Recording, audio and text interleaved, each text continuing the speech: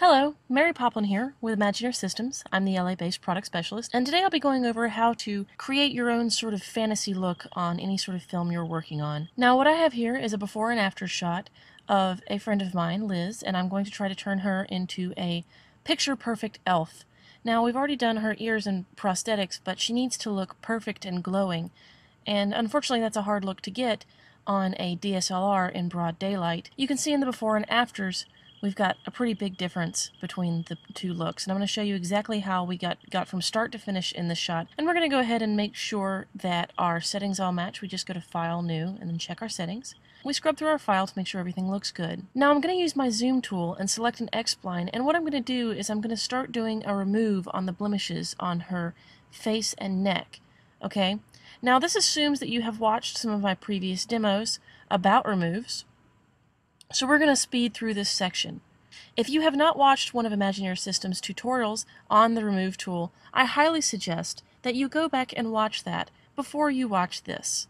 Now what we're doing here is we're going in and we are tracking the background areas that Mocha is going to use to replace these moles and other blemishes on her face and neck. So I'm tracking the left side of her neck, I'm tracking her chest, and then I'm moving in towards her face, and I'm tracking the lower parts of her face on specific planes where I need to remove blemishes on her face. Now I'm naming everything correctly, and when I cannot get good tracking data from translation, scale, rotation, shear, and perspective, I move on to just tracking translation, scale, and rotation, or translation, scale, rotation, and shear. Now I'm going to come in here and I'm going to make roto shapes around the various blemishes that I want to remove on her face. It's very quick work, so obviously I've sped everything up. Now I'm using X-splines, and what I will be doing is I will be singling all of these little pieces out that I want to clean up, and I'm going to link them to the tracks that I made of the background area. So I'm linking that to the left side of her neck, I'm linking the right cheek to the right chin cleanup, I'm linking the left blemishes to the chin cleanup area that I tracked, and I linked the bottom mole to the chest track that I did. Okay? And link to track is always found in the layer properties box under your layer controls by default. So now what I'm going to do is I'm going to save my project because I like to save often and I like to save in versions. And I'm going to go ahead and go to the Remove tab. Now this is where things start to get interesting. I have to have a clean plate in order to get a remove on these blemishes. So I create a clean plate in Mocha and I load that over into Adobe Photoshop by going to File, Open, and I load up a clean plate here. So I select the clean plate that Mocha made for me, and in Photoshop I very quickly do a little heel tool remove on the blemishes that I would like to remove. So I select an area of texture using Alt, and then I go ahead and wipe that texture with the heel tool over the areas that I want to remove. And very quickly I can remove small blemishes or even entire beauty marks without any real problem very quickly in Photoshop. When I'm done, I just go ahead and hit Control-S to save, and that will automatically be loaded back into Mocha when I go back to Mocha Pro. Now the remove is only available in Mocha Pro, but it's a definite good reason to upgrade, and here's why. I'm going to turn off the gears that I'm on the layers that I'm not trying to remove, and I'm going to come in here and I'm going to load in my clean plate on frame 1 of every single layer that I need to do my mole and blemish removals on. So I'm just going to select each one of them individually and keep loading in my clean plates, and I make sure that I change the frame to frame 1 because that's where I took the clean plate from originally. If I don't put it back in at frame 1, it will be offset by however many frames I'm off by.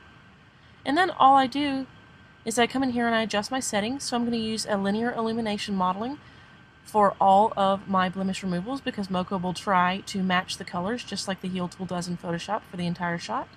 And then I'm going to use clean plates exclusively on every single layer that I'm trying to remove because Mocha can't see behind the blemishes and I don't want to replace blemish with blemish.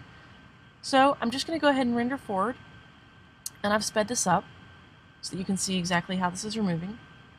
This whole remove probably took about 10 minutes, which is faster than I could have painted it. Alright, so now all I do is I come in here and I check and make sure that my renders have rendered correctly and I don't have any sort of weird blotches in the remove. I'm going to go ahead and save, and now we're going to move on to phase 2. So I really need to soften her skin in order to get that sort of Galadriel elven look that the Lord of the Rings or the Hobbit has, okay? And that's sort of what we're going for here. We're going for like a very Peter Jackson Lord of the Rings kind of style. So I'm going to make roto shapes for her cheeks and for her chin. Now, I am actually doing something that I tell you guys not to do when you're doing real roto, but this is a garbage mat for blur, so I am tracking and rotoing at the same time. Now, you really shouldn't do that if you have to do really, really precise work, but for beauty work where you're just trying to soften up skin and stuff like that, you can go ahead and do garbage mats. You just need to make sure that your shapes aren't going to go over any sort of dark area of high detail, because what we're going to do is we're going to do some overlay tricks. We don't want to muddy that detail. So I'm going to check and make sure that that roto shape looks good, and then I'm going to get into the nitty-gritty of doing the rest of the shapes on her face. So, and you can tell, as usual, I'm going in and I'm trying to name everything really consistently, so if I come back to this project in 3 weeks, I'll know what shapes I did and why, or if I have to pass this off to another person, they won't, come by my desk and murder me. So right here we're doing her forehead, and you'll notice that I've hit the stabilize button on. I've hit the stabilize button on because it's really easy to roto with the stabilize button on. It sort of focuses on your shape doesn't go off screen, and you can go ahead and get real in there and start moving data around quickly, well, moving points around quickly. So I'm going to do the same thing on her cheek, and I'm going to try to get the lower bit of her eye there because her eye is a little puffier on that side than it is on the other side. I'm going to come in and I'm going to move this roto shape actually around her nose, because again, I don't want to damage the hard line that is separating her nose from her cheek when I do my blur overlay to soften her face. And all we do is come in here and clean up roto, and then we move on to the chin area. So with this chin area and mouth area, what I'm going to do is I'm going to select the area under her nose, because again, I want to soften any sort of pores, any sort of thing that makes her look human. We're going to move towards making her unearthly. Now, the last thing I need to get is her neck and chin.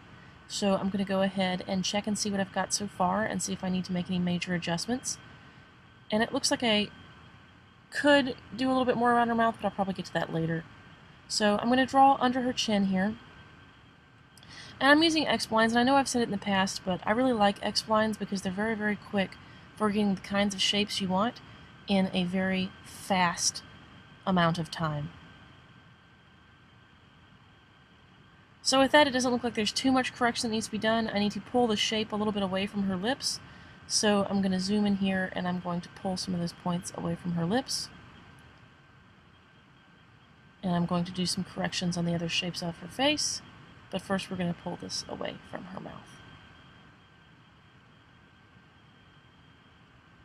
Alright, that looks good to me. So what we're going to do is, like I said before, we're going to come in here and we're going to draw a shape around her neck because we want to soften those lines in her neck and make everything look more smooth. And we want to even out those bumps that are her pores on her skin, because that's way too mortal. We need unearthly. Alright, so that's looking pretty good. I'm just going to track and roto for this like I've done with every other shape, and then I'm going to save. I know I keep saying it, but saving is important. Now I'm going to go ahead and unlock all of the layers that I would like to export, and I'm going to go ahead and hide all the ones I don't need from my remove. And now I'm going to take these layers and I'm going to do any sort of final adjustments I need to do on top of everything. In this case, I'm going to zoom in and sort of make sure that this mouth shape isn't pulling towards her nose or nostrils so that we don't lose the depth there. And you can see that I use the Uber key there. Now the Uber key is like a ripple edit, and so you can see the results over time as it changes those points for the entirety of the shot, not just one frame. So now we're just about ready to export to After Effects. So I'm going to go ahead and load After Effects up, and this is where we start to get into the fun sort of compositing in After Effects part. So we're going to feed all of our shapes from Mocha Pro into After Effects. Now, you could also use Mocha for After Effects for these shapes, but you wouldn't be able to use the Remove tool. So what we're going to do is we're going to import our original file. We're just going to go over and just pull it right in. We're going to check and make sure that it's at 2997, and it is. Okay. And then we're going to go ahead and we're going to import our clean plate that we made, our remove that we made, and we are going to load that right in. We're going to interpret that footage. It's very important that we go to Interpret Footage and Main, and that we make sure that instead of 30 frames per second, it's 2997, because that is the frame rate of the composite and the frame rate that we tracked in Mocha. Now, you can see the color changes a little bit. That's because of my settings in Mocha. I had let the file darken. If I wanted, I could go back and color correct and re-render out of Mocha, but I'm actually going to darken the whole shot, so it doesn't matter. So I'm going to go ahead and rename my layers right quick, and I'm going to make a layer that's going to be blurred. Okay, so I'm going to call this Cheek Fix, or no, I'm actually going to call it Smooth Skin.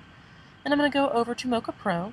I'm going to select on a layer, and I'm going to, in my Track tab, go to Export Shape Data. I'm going to export Mocha Shape Data for After Effects, and I'm going to select all visible layers and copy it to the clipboard. I go back over to After Effects, I make sure I'm on the first frame, I make sure I'm on the layer that I want to paste in on, and I go to Edit Paste Mocha Mask. I now end up with a broad range of masks that I have tracked in Mocha. Now, I can select all of them, and I can adjust the feathering on them all in After Effects very quickly. And then I can start to add any effects on here, like a blur. Now I'm going to use a box blur in After Effects. What we're going to do is we're going to go to Effect, Blur and Sharpen, and Box Blur. Now the reason I'm using box blur is because it's very fast. I'm going to use a blur radius of 5, and I think I'm going to change it to 2 iterations so that it is a little bit nicer blur, and you can see that that's a pretty high quality blur right there. That's very fast. Now, I'm going to go ahead and feather my shapes more, and I think I'm going to need to ultimately change the opacity on this layer in order to get the effect that I like. So I'm going to change this opacity of the layer down to about 70. Now, that still looks a little blurry to me, so I'm going to bump it down to 60. We're going to go from there, and you can see right away that that gives me some really nice results, while not losing detail on the face, but evening out skin tone and softening shadows and hard lines. Now I want to keep the age lines around her eyes because I feel like that makes her look a little older, and I think that's important for an elf. She's probably so much older than this warrior character. Let's play through and see how that looks. Now I'm really happy with the way that looks. It looks really smooth, it looks really natural, and no shapes are bouncing around. Okay, so let's zoom in here and let's talk a little bit about the next thing that we were going to do. One of the things we're going to do here is we're going to come in here and we're going to make her eyes a little more golden. Now that's because the actress requested, instead of wearing contacts, she wanted us to fix her eyes in post.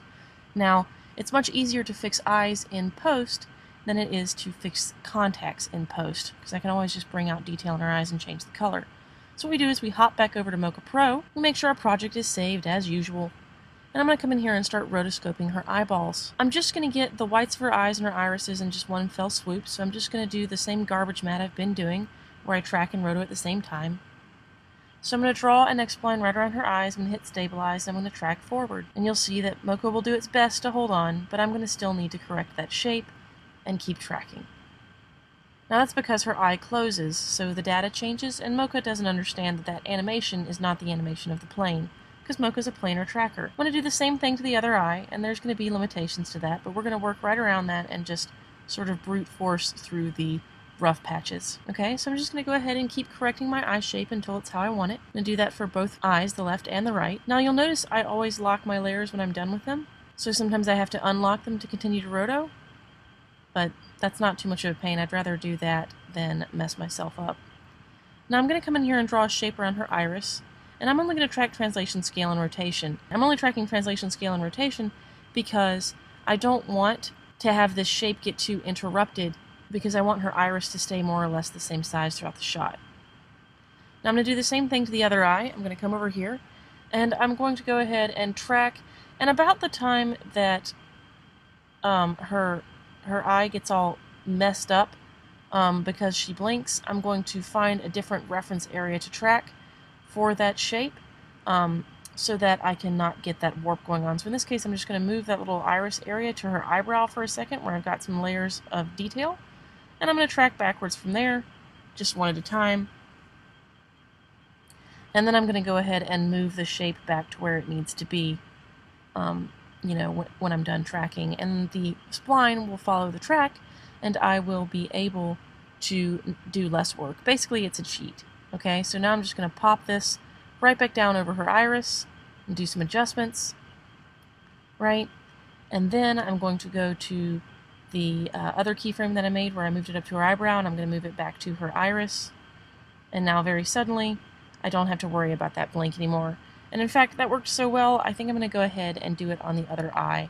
so that I end up with really nice roto shapes for the irises, because it's very important to get a character's eyes right, because that's where you're looking. Okay, so I don't want the color that I'm going to change these to be fluctuating. Okay, so I'm going to move back to her left eye here in just a second, and we're going to do the same thing we did before. We're going to take the iris, we're going to move it to the eyebrow, delete our old keyframes, and we are going to go ahead and just track that little small area so that we end up with less of a warp.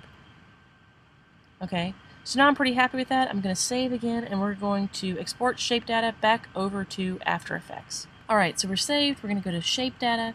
We're going to copy to the clipboard, and we're going to click on the original movie, and we're going to go ahead and make sure we're on the first frame, and we are going to go to Edit, Paste Mocha Mask, and you can see we have our shape right from After Effects. We're probably going to go ahead and need to pull the other eye shape out of Mocha Pro, so we're going to pop back over to Mocha Pro.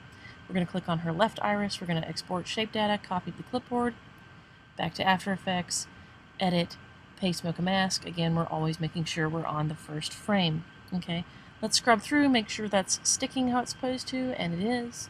Okay, so now we're going to go ahead and we're going to export all visible layers so that we get the eyes as well.